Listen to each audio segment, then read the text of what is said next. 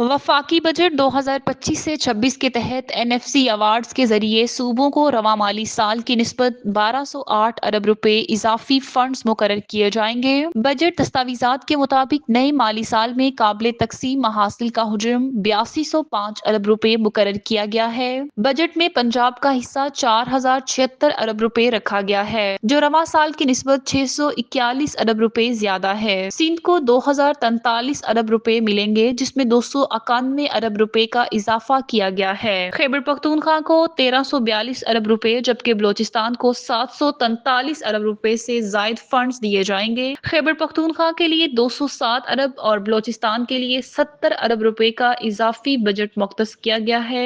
NFC award के तहत हासिल होने वाले फंड सूबाई हुकूमतों के तरक्याती मंसूबों, सेहत, तालीम और दीगर अवामी खिदमात की फराहमी के लिए अहम किरदार अदा करते हैं। मौशी माहिरीन के मुताबिक रवां साल सूबों को मिलने वाले इजाफी वसाइल से माली गुंजाइश में बेहतरी आएगी और सूबाई सतह पर अवामी सहूलियात में इजाफा मुतवक्के है।